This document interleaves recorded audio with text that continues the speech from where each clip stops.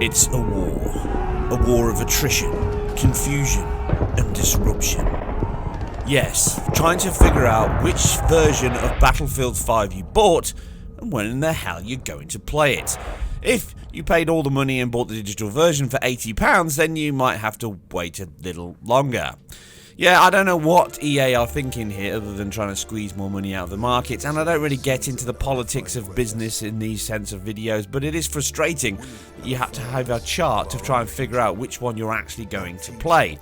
Luckily, I have the EA Access situation here, so I can play it on the Xbox One S and the X, and I'll be covering the PC very soon as well. Now, just before anyone says, where's the PS4 Pro version? It isn't available. I haven't pre-ordered one of these crazy £80, £100 ones where I get it early, so we'll have to wait until final release where I haven't had my bum spanked just to play Battlefield 5.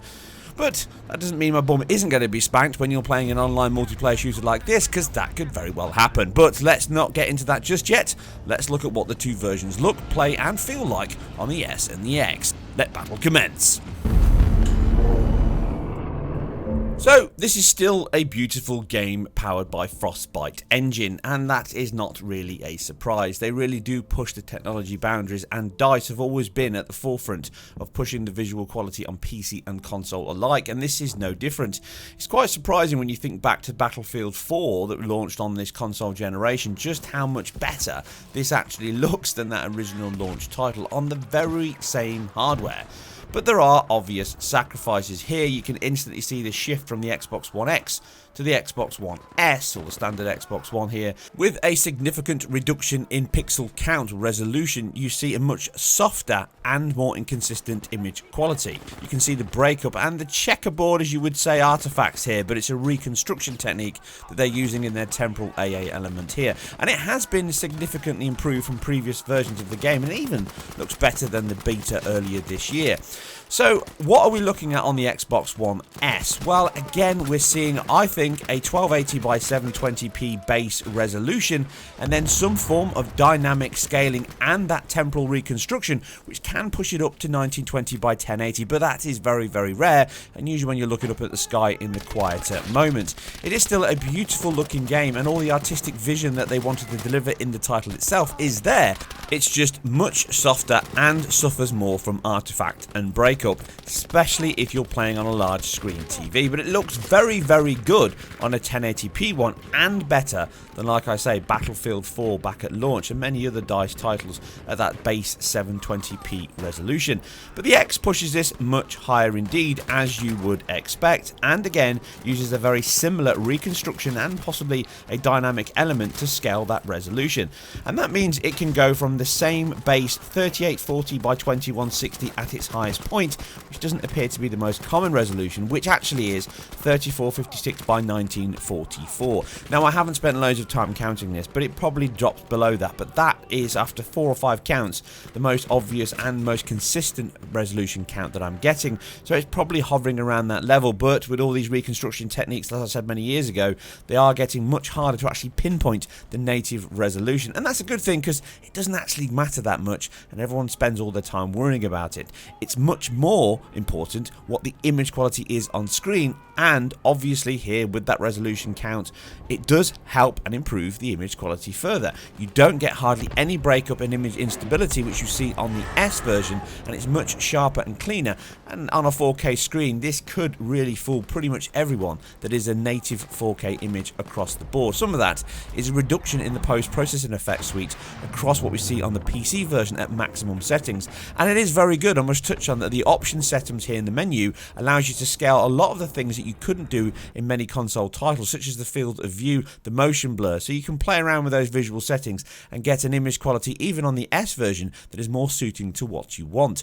But overall, the game is beautiful to look at. There are a few issues. Some of the depth of field filters are low resolution, even on the X. You can see here the jittering and the movement shimmer on the actual background area, so some of that could be tweaked, and they can go a little bit over the top on some of the lens flare, but this is an artistic choice, not a technical one, as it's quite clear this is aimed at the Michael Bay Transformers style of gameplay and visual aesthetic, and even the soundtrack sounds a little bit like something you'd expect out of Pirates of the Caribbean. So the X is the better looking title overall, but visual quality and disparity is minimal. Pop-in is an obvious issue on both versions. As you're running through the multiplayer areas, there's lots of scenery pops in, geometry is drawn in very close to you, elements are redrawn, trying to keep that scaling element of both the GPU and the CPU. This isn't just a CPU limitation, it's certainly a GPU one. So sometimes that can affect you as you're playing, as things pop in out of view and appear. And it's much better to play the X online than is the S, because you can see things clearer in the distance. That's an obvious sacrifice that I mentioned when I covered this title before, but it is still a very good looking game on both versions, and you really aren't going to lose much on the visual quality. I'll have a much more intensive look at the visual quality and the engine enhancements across all versions a little later. This is just a performance and graphics analysis. It's quite likely that things like particle effects, post-processing and filters and alpha effects are all ramped up on the X than they are over the S, but I'll cover that once I've got the PlayStation versions to do head-to-head across the base and the premium consoles. What about performance? Let's start with single player. And it is pretty consistent across the board. There are a few hiccups here and there, a few stutters as you're loading in certain sections. They're typical streaming issues that occur on hard drive or CPU I/O as it's loading in data. These are no more than maybe 2 or 3 frames, 33, 60 millisecond hangs. They don't really affect the gameplay in any meaningful way. You do get a few judders and stutters on the S more often in the explosion and alpha effects sections, which can ramp up the visual quality a little, but it is, by and large, from what I've played so far, the first 2 story missions, quite consistent and stable.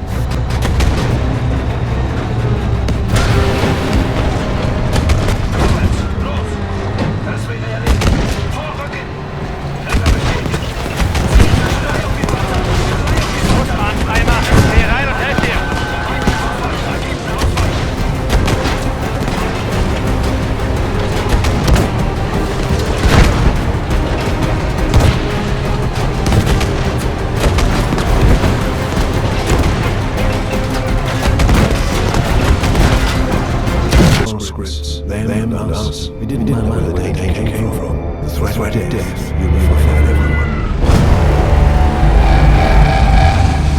Victory. And stay alive.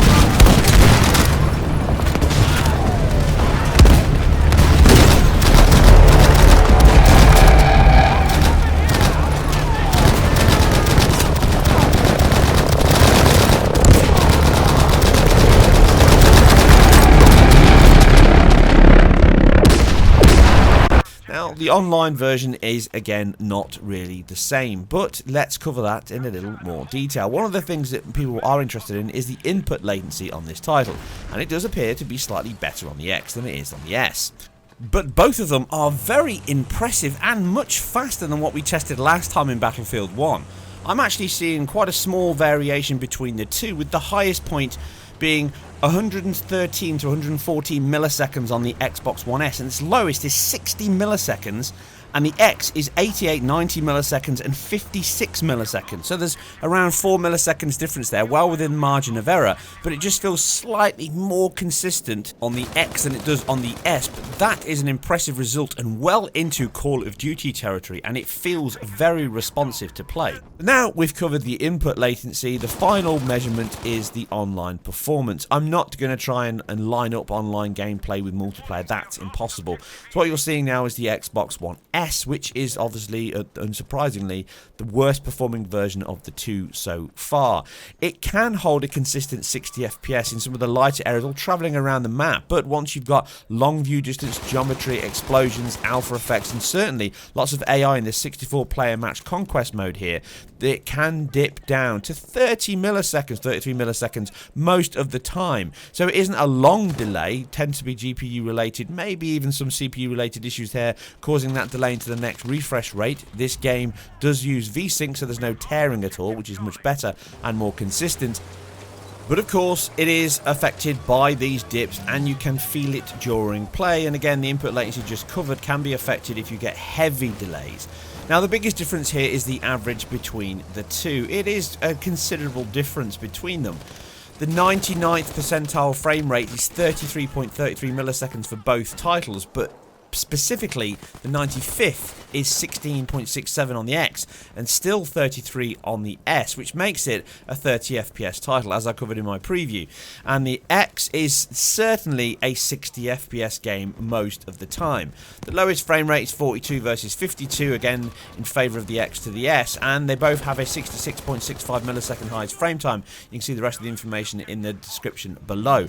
It obviously drops and duplicates more frames on the S than it does on the X, but it is better than the beta, certainly from what I've tested here. But with an online multiplayer game and all the variations, that might just be luck of the draw on what I'm testing in each of these games. I've only had to play a couple of hours of each title online before I got this video up, so there will be more tests to come, which obviously will include the PlayStation versions once they launch. It is a more consistent and better performing title on the X than the S. If you are going to play this amazing online multiplayer title, then it is the best version to play, certainly visually and performance-wise, and that makes a huge difference to how the game is enjoyed. It is a great looking title, certainly head and shoulders above anything Call of Duty is still delivering. I've harped on that before. It feels like a generation apart at times, even though it's well constructed and they hide some of the limitations there for the 60 FPS target very well. It does still feel amazing to play when the gameplay works well, and obviously here with all the team play mechanics that really enhances playing and staying together as a team, which works much better than Battlefield 1 ever did.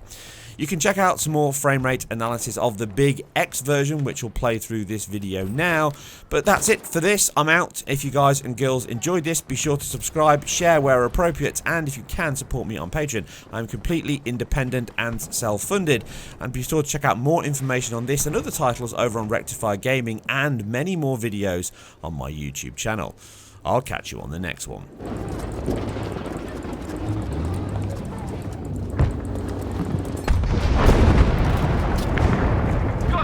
Objective Anton taken.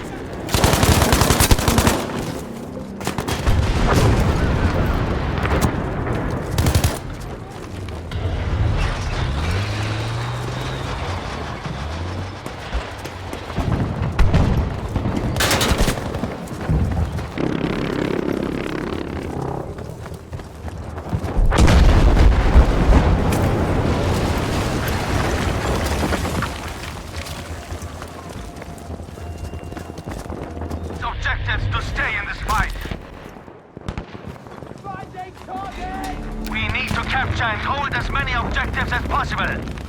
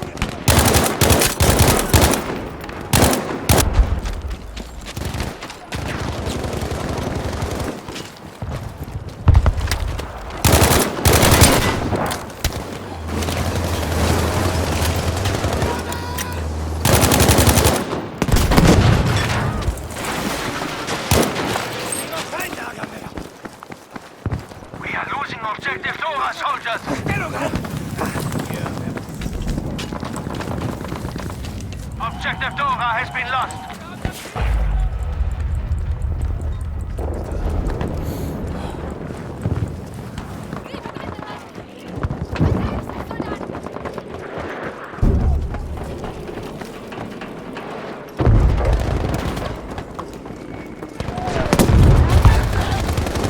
Objective Anton is lost.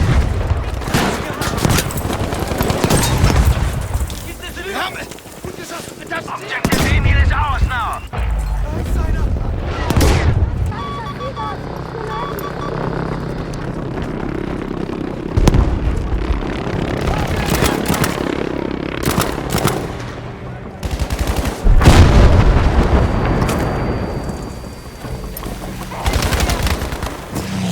Almost won this. Don't let up now. Keine Sorge, ich helfe dir. Trupp benötigt eine Pack 40 auf Halbkette. Ja, alles gut. Das Fahrzeug steht euch sofort zur Verfügung.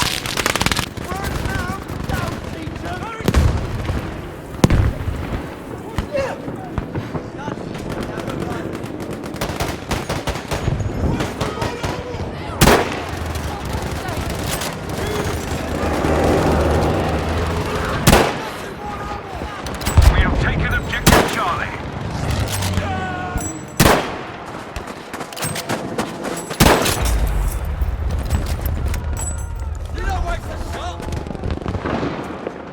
Yes, we need a supply drop right away. We're sending that now, soldier.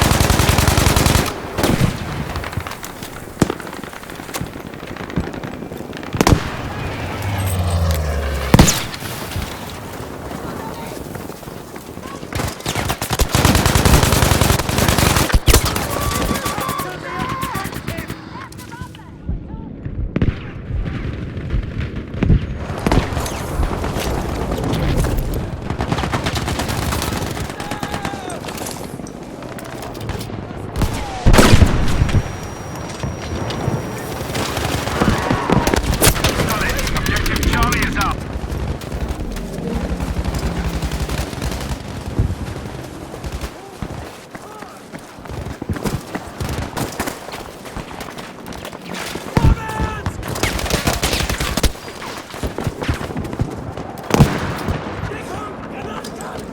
Sniper, get down! Taylor, objective Charlie is lost.